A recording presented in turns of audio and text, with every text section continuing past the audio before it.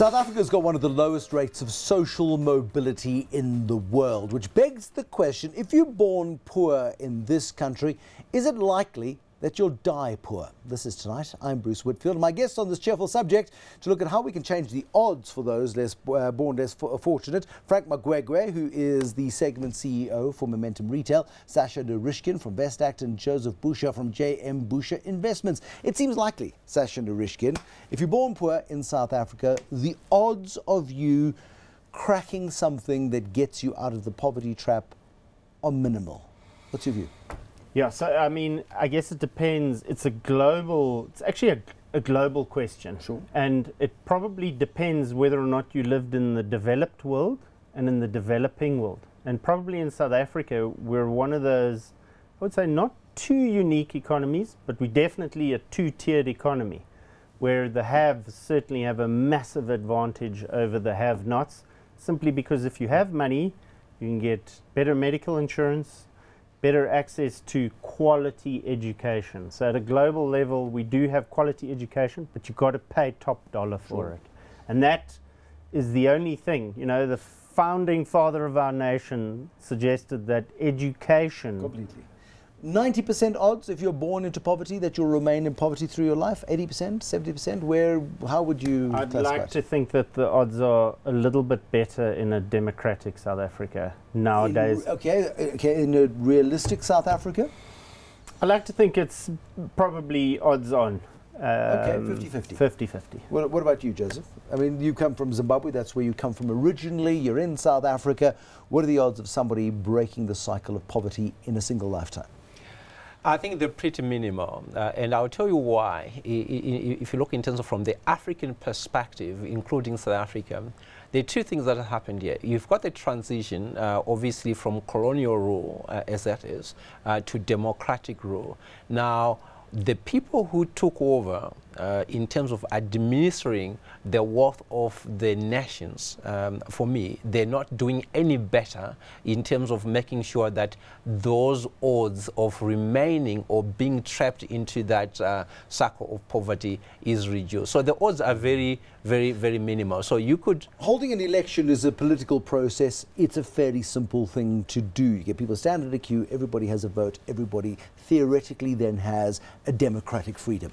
But economic freedom in the true sense is much harder to achieve. That's elusive, and that's where the challenge is. And the challenge really is that, you know, the people obviously got sold that the fact that you can vote, then you are free. Okay, but in reality, are you really free? You've got some countries where you actually even scared to go and vote. You're told who to vote for. Now, the other thing that's coming through to be able to say this won't be broken is the fact that there's a lot of vote buying. So these people come and promise them goods and groceries and so on, and so in other words they say, you know, let me take a lot from you and then I'll give you just a little bit to survive. So if Sasha says we got a 50-50 odds if you're born in South Africa into poverty, there's a 50-50 chance that you can work yourself out of abject poverty.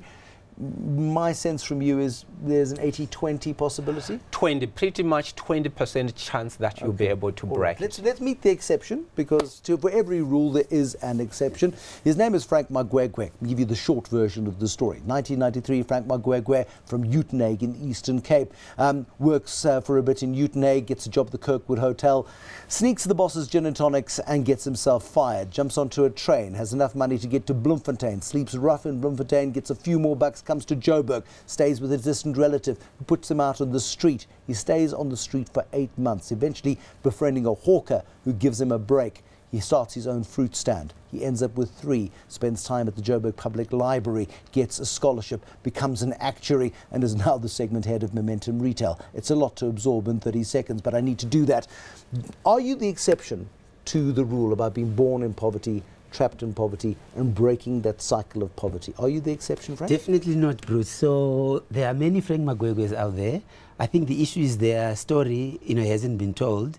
To go to what Clive is saying, I certainly think the odds are more than 50-50. What is required is really an effort between the government and communities to be able to, you know, to overcome the cycle of poverty. So for me, this topic really talks to how can we get South Africa to a point where a child born in a poor community, such as Orange Farm, south of Johannesburg, to a security guard father, a mother is a domestic worker, has the same opportunity of becoming an actuary or an engineer as a child that is born in Sentin. And if you look at my story, a little bit of the government playing its part, but really civil society in terms of being able to get a bursary that gave me a leg up from the South African Institute of Race Relations. But your head is wired differently to the rest of ours. I mean, you've got an incredible capacity for mathematics. You have got an incredible intellectual capacity that was unleashed and realized courtesy of a Mrs. What was Zimmerman. That? Mrs. Zimmerman, yes. at the Joburg Library, who saw your potential and said, apply for a bursary.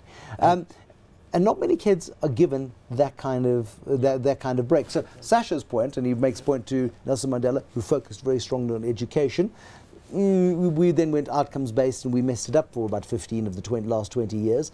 It boils down to education, ultimately. Absolutely, without a doubt, Bruce, I agree. The strong foundation, being an education. So I really see education as the bridge to a better future. But at the same time, I think we tend to put a lot of emphasis when you talk about education in terms of, you complete your high school or you get your matric and you go to university. I think we are missing a trick. There is need for a different type of education, vocational education, where you given skills to actually go and apply, so that at the end of the day, you're not waiting for somebody to give you a job.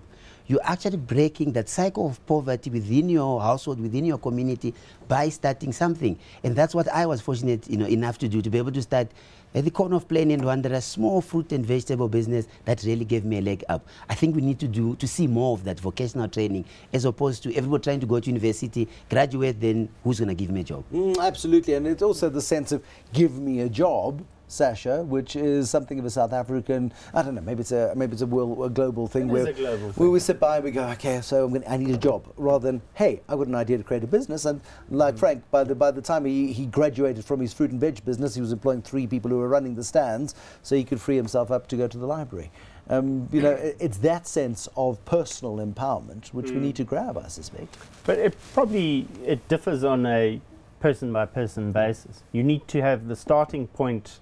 And this is where government can be a wonderful enabler, to say, we're going to provide you with services, but that's where it stops. You're on your own. And I know in the previous government in the last 400 years, you haven't been enabled, but we would love to enable you now. On your marks, get set, go. Because what people forget is even great entrepreneurs, and I'm reading the Elon Musk book. Oh, okay. He slept in a 2-bedroom apartment with his brother Kimball. The only furniture they had were 2 mattresses on the floor. So what did he do for the other 22 hours a day? He coded in a patchy little office. You must read the Alibaba book, which I've just read as well, the brand Same new thing. Alibaba book. The Alibaba guys, in typical Chinese style, arrived in Silicon Valley and rented a house, and 30 people slept in a house. Neighbors didn't like it very much, but Alibaba is one of the biggest companies in the world. Joseph, your experience, I mean, when you look at the success of Frank and his ability to take himself out of poverty, and he talks about lots of other Frank Magwegwe's being out there, what do we need to do? Well, we got to be able to say Frank Magwegwe's can be counted on your hands. I think we have to be realistic to be able to say, is this common everywhere? Now, if we look at the guys who have achieved a lot, whether it's Bill Gates or Richard Branson, they went through tough times. If you read Richard Branson's books, what he was doing, started a magazine when he was in high school, and a couple of other issues. Okay?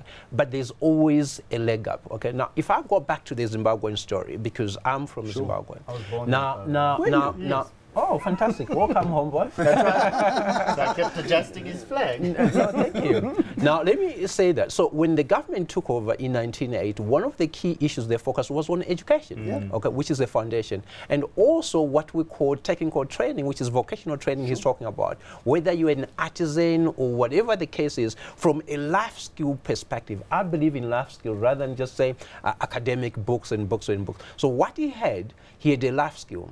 From being a barman and being able then to use whatever savings they had to be on a train, okay, it takes a lot of determination, obviously, and a little bit of out-of-the-box thinking. But let's say how many people have got that opportunity? No, but that's it. It's about empowering yourself. Yes. So certainly there is a balance between that and also another person being able to identify the skill you have and the hunger you have to be able to give you that break. Absolutely. I mean, Frank, too many of us want to be doctors, lawyers, accountants, stockbrokers, portfolio managers, CEOs. Nobody wants this job, trust me. But perhaps we need to scale back our ambitions and be a little bit more organic about the way in which we advance ourselves. Absolutely, I agree with that, Bruce. And the other day, just share a quick story.